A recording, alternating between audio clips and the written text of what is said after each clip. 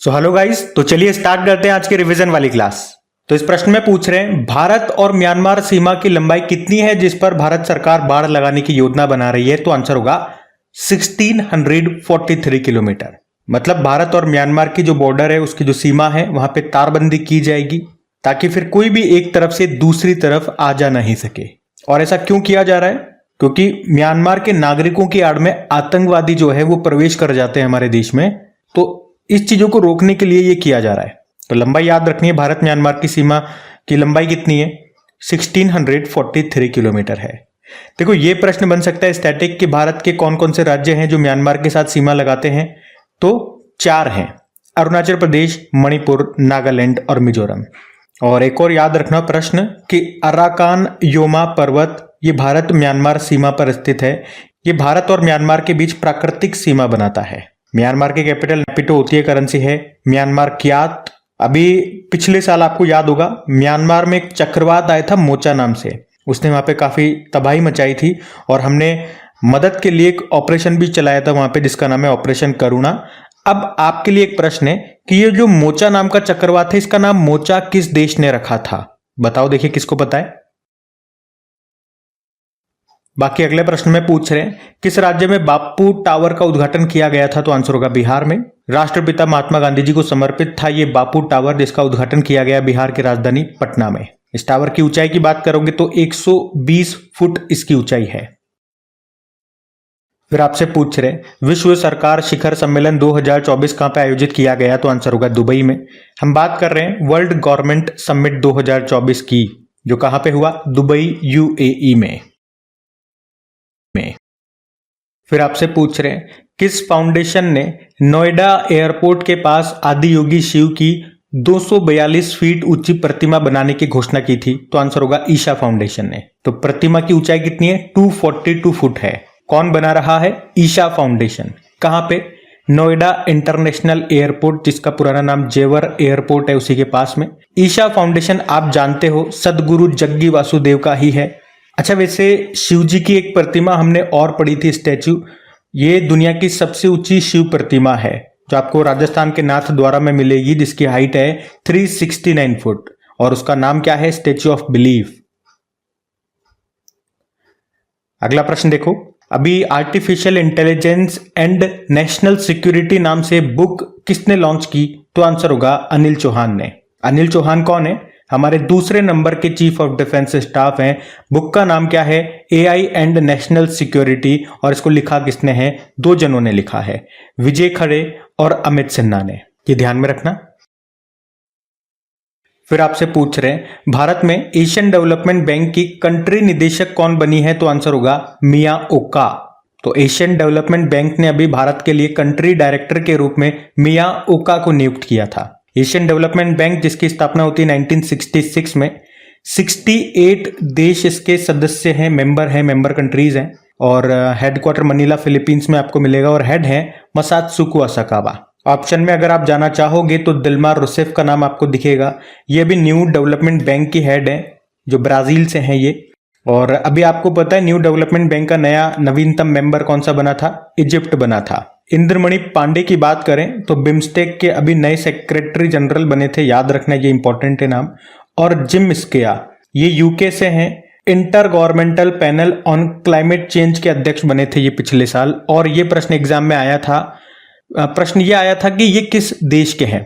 Examiner ने सारा बता दिया कि भाई इसके अध्यक्ष ये बने हैं जिम स्केया, मतलब प्रश्न भी पूछ लिया और उत्तर भी दे दिया। और उसने फिर क्या प्रश्न पूछा, बताओ ये किस कंट्री से बिलोंग करते हैं? तो यूके आंसर होगा। तो ध्यान रखना ये कि आजकल एग्जामिनर ऐसे पूछ लेता है, तो कंट्री जरूर याद रखें जब भी कोई ऐसा इंटरनेशनल इंपॉर्टेंट अपॉइंटमेंट हो। जैसे कि एक मैंने आपको कई बार याद करवाया ना कि इंटरनेशनल कोर्ट ऑफ जस्टिस, इसके अभी नए प्रेसिडेंट कौन बने थे? चलो कमेंट बॉक्स में लिख के बताओ कौन बने थे और वो किस देश से बिलोंग करते हैं, बताना है आपको। फिर हमारा अगला प्रश्न रहेगा कि अभी हाल ही में जारी लॉजिस्टिक परफॉर्मेंस इंडेक्स 2023 में भारत की रैंक क्या है? तो 38 नंबर पर भारत है। यहां हम बात कर रहे हैं लॉजिस्टिक परफॉर्मेंस इंडेक्स 2023 की। कौन जारी करता है इस इंडेक्स को? तो वर्ल्ड बैंक। तो इंपॉर्टेंट हो गया इंडेक्स, याद रखना। भारत 38 नंबर पर है टोटल 139 देशों की लिस्ट में। और इसमें टॉप पर कौन है? टॉप पे सिंगापुर है, फिर फिनलैंड है और भारत की रैंक याद रखना 38 है। वर्ल्ड बैंक की बात करें, इसका हेडक्वार्टर मिलेगा वॉशिंगटन डीसी अमेरिका में और प्रेसिडेंट है अजय बंगा। यह नाम इंपॉर्टेंट हो गया, भारतीय मूल के है ना, क्योंकि ध्यान रखना। फिर पूछ रहे हैं कजाकिस्तान के नए प्रधानमंत्री कौन बने, तो आंसर होगा ओल्जास बेक्टेनोव। तो कजाकिस्तान के जो प्रेसिडेंट है कौन, कासिम जोमार्टा। अभी उन्होंने ही ओल्जास बेक्टेनोव को कजाकिस्तान का नया प्रधानमंत्री नियुक्त किया था।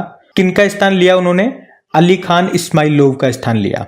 कजाकिस्तान ये सेंट्रल एशियन कंट्री है, कैपिटल इसकी अस्ताना होती है। पहले नूर सुल्तान हुआ करती थी, फिर वापस बदल के अस्ताना कर दी गई। करेंसी कजाकिस्तानी तेंगे।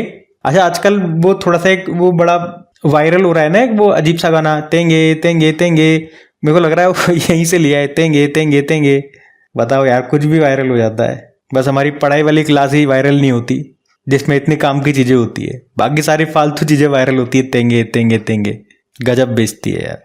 अच्छा, मिलिट्री एक्सरसाइज हम कजाकिस्तान के साथ कौन सी करते हैं, तो काजिंद एक्सरसाइज करते हैं, याद रखना। बाकी ऑप्शन में चलो तो सुक्सेस मसरा चाड के प्रधानमंत्री बने थे, सुल्तान इब्राहिम मलेशिया के नए राजा जी बने थे, और क्रिस्टोफर लक्सन न्यूजीलैंड के प्रधानमंत्री हैं, ध्यान में रखना। अगला प्रश्न देखते हैं। फिर आपसे पूछ रहे हैं अभी फरवरी 2024 में विश्व पुस्तक मेले 2024 का आयोजन कहां पे किया गया, तो आंसर होगा नई दिल्ली में। हम बात कर रहे हैं वर्ल्ड बुक फेयर 2024 की। ये इस बार इसका 51वां संस्करण था, जो कि हुआ था नई दिल्ली के प्रगति मैदान में, और इसमें गेस्ट कंट्री कौन था, सऊदी अरब था, और इसका आयोजन किया नेशनल बुक ट्रस्ट ने। आपको याद है इसी साल अभी कोलकाता बुक फेयर का भी आयोजन हुआ था 47वें नंबर का, जिसमें थीम देश रहा था यूके। और अभी 37वें नंबर का अंतरराष्ट्रीय सूरजकुंड मेले का आयोजन कहां पे हुआ था, फरीदाबाद में हुआ था। गीता महोत्सव का आयोजन अभी कुरुक्षेत्र हरियाणा में हुआ था, तो ध्यान रखना ये भी। अगला प्रश्न देखते हैं। फिर पूछ रहे हैं 7वें हिंद महासागर सम्मेलन का आयोजन कहां पे किया गया, तो आंसर होगा ऑस्ट्रेलिया में। हम बात करें इंडियन ओशन कॉन्फ्रेंस 2024 की, जो कि इस बार इसका 7वां संस्करण था। कहां पे हुआ, पर्थ ऑस्ट्रेलिया में हुआ ये, और इसकी थीम भी थी एक स्थिर और टिकाऊ हिंद महासागर की ओर, towards a stable and sustainable Indian ocean. और इसमें भारत को रिप्रेजेंट किया या भारत की तरफ से हिस्सा लिया हमारे विदेश मंत्री फॉरेन मिनिस्टर सुब्रमण्यम जयशंकर जी ने। मैं आपको बता दूं ये जो हिंद महासागर सम्मेलन का पहला संस्करण है ये 2016 में हुआ था सिंगापुर में, और आखिरी वाला जो 6वें नंबर का है वो ढाका बांग्लादेश में हुआ था। हिंद महासागर की बात करें इंडियन ओशन की, तो ये दुनिया का तीसरा सबसे बड़ा महासागर है, क्योंकि पहला तो प्रशांत महासागर है, पैसिफिक ओशियन है। अच्छा, यूं बताओ कि इस हिंद महासागर का सबसे बड़ा द्वीप कौन सा है, तो मेडागास्कर है। अगला प्रश्न देखते हैं। अगले प्रश्न में पूछ रहे हैं अभी पहली बार फिट इंडिया मूवमेंट का ब्रांड एम्बेसडर किसे बनाया गया, नरेंद्र कुमार यादव को बनाया गया। और कौन है ये नरेंद्र कुमार यादव जी, तो ये IRS अधिकारी, इंडियन रेवेन्यू सर्विस ऑफिसर हैं, और अभी इन्हीं को फिट इंडिया मूवमेंट का ब्रांड एम्बेसडर बनाया। फिट इंडिया मूवमेंट की बात करें तो इसका उद्देश्य है अपने आप को फिजिकली फिट रखना। उसके लिए आप एक्सरसाइज करो, स्पोर्ट्स को अपने जीवन में शामिल करो और अपने आप को फिट रखो, फिजिकली फिट रखो। इसी उद्देश्य के साथ हमने ये शुरू किया था मूवमेंट, कब, 29 अगस्त 2019 में, तो ध्यान रखना ये भी।